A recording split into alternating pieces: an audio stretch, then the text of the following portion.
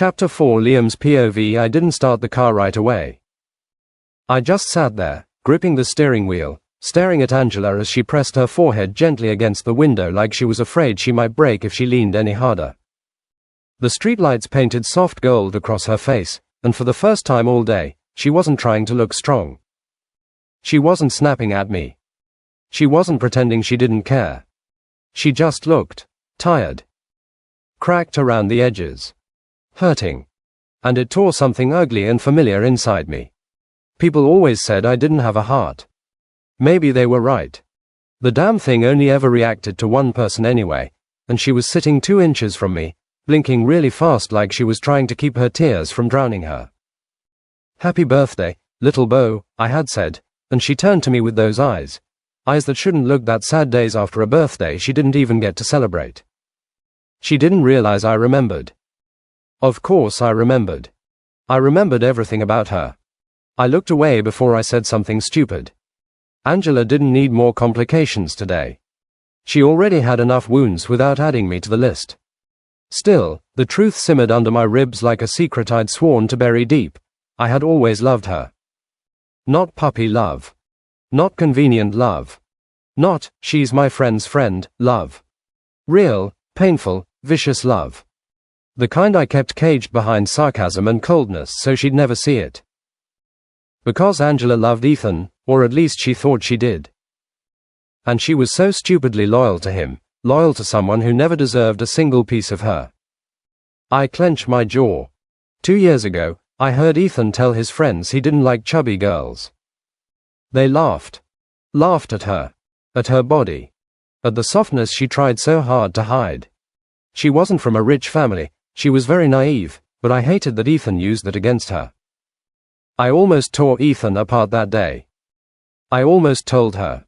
I almost picked a fight big enough to end a friendship. But she walked in seconds later, shining that clueless smile at him, and I swallowed the rage like poison. And I let her go on liking a man who treated her like a charity case. Maybe that made me a coward. But losing her entirely felt worse than wanting her in silence. I exhaled and finally turned the keys. The engine hummed to life. Angela blinked and looked at me. "Where are we going?" "We're not going home. At least not yet." She frowned. "Liam, you didn't celebrate your birthday," I cut in. "I'm not letting that slide. I didn't ask what you needed." My voice came out sharper than intended. "I'm telling you we're fixing it." She didn't argue again. Maybe she didn't have the strength. Maybe she trusted me. Maybe she was too tired to fight. Whatever the reason, it felt nice. I drove quietly, the city lights streaking past us until we reached the parking lot of the theme park. Ethan had mentioned, when we were having a few drinks, that she wanted to come here with him last week before he conveniently forgot it was her birthday. Angela froze, eyes widening as the colorful lights, screaming rides, and cotton candy stalls sprawled before her. "Liam, this," her voice cracked like a fragile glass ornament. "This is your birthday present, little Bo. You didn't get it before. You're getting it now. I'm sorry your best friend is such a dick," I said, shutting the engine off. She didn't speak. She just took a small, uneven breath and let herself be swallowed by the noise and chaos of the park, the happy screams of strangers clashing with the hollow ache inside her chest.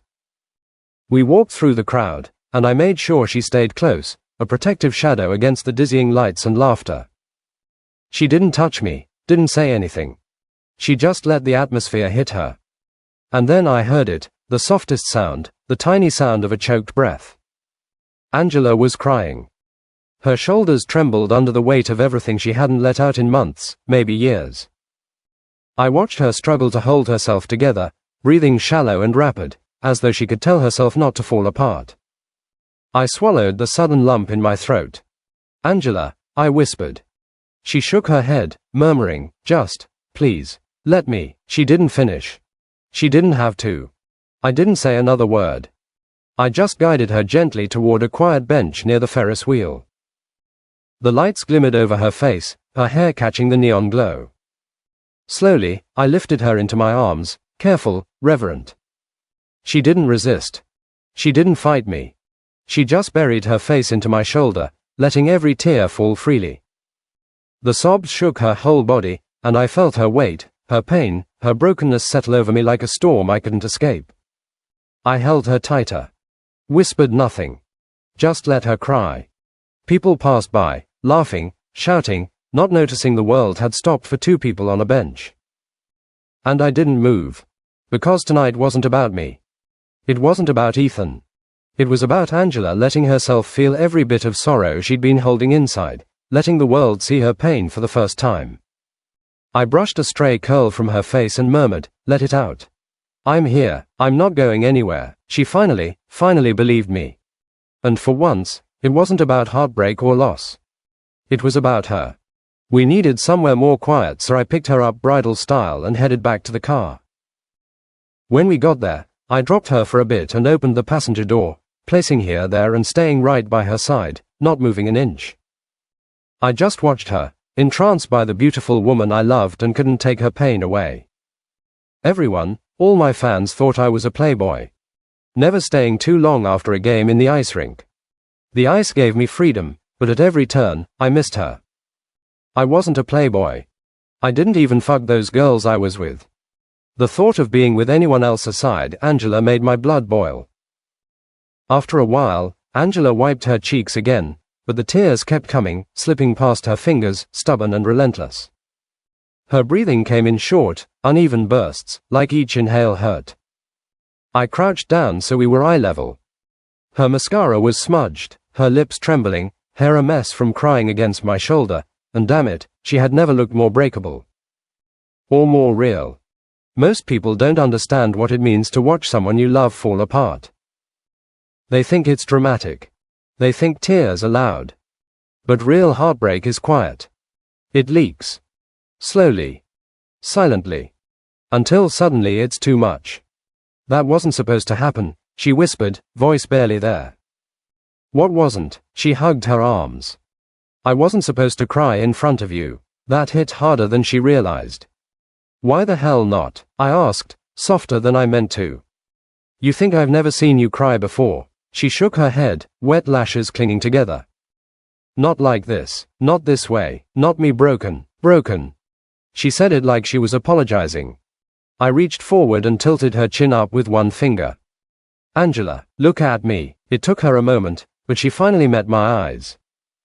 You're not broken, I said, steady and sure. You're hurt, there's a difference. Her throat bobbed. You think I'm weak, she murmured. I almost laughed. Weak? You think crying because people walked all over you is weakness? Her eyes filled again, fresh tears spilling faster than she could wipe them. I keep trying, she whispered, voice shaking. I keep trying to make people happy. Ethan, even strangers.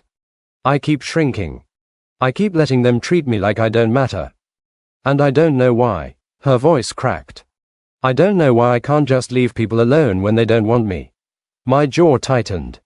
Hard. This right here, is what made me want to drag Ethan out by the throat and make him kneel for every tear she shed. I moved closer, leaning one forearm on the open door beside her. Listen to me carefully, I said, my voice low and sharp. If someone can't see your worth, that's not your flaw, that's their blindness. She blinked. And if someone makes you feel small, I continued, they're not your people. I don't care who they are. Even Ethan, she whispered. Especially Ethan. But I didn't say that. Instead, I brushed away the tear that slipped down her cheek. My thumb lingered a second longer than it should have. Even him, I said quietly. She sniffed again, softer this time, and I could feel her unraveling, not from pain anymore, but from exhaustion. The kind that sits in your bones. Liam, she whispered my name like it scared her. I swallowed. Yeah, thank you, 2 stupid words. But they hit me harder than any punch I'd ever taken. I exhaled slowly. Don't thank me for being here. You don't thank people for breathing. Her lips parted, like she wanted to say something else, something deeper, but she hesitated. She looked away and hugged herself tighter. I reached over and gently pulled her seatbelt around her.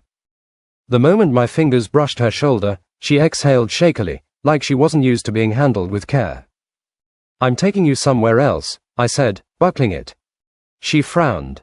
Where? You'll see. Liam, I'm not in the mood to. It's not about mood, I cut in. It's about air, she blinked. Air, you need to breathe. Not in a car. Not in a dark room. Not in your head. I closed her door gently. Somewhere open. I walked around to the driver's side, got in, and started the car again. She wiped her face with her sleeve. Where are you taking me? A place I go when I'm about to lose my mind, I said simply. She stared at me like she didn't know whether to trust me or run. But then she whispered, okay. And that one word, that quiet surrender did something to me I couldn't explain. I pulled out of the parking lot and drove. And for the first time all night, Angela leaned back against the seat and breathed. Archer. Share novel and remove ads. Share novels to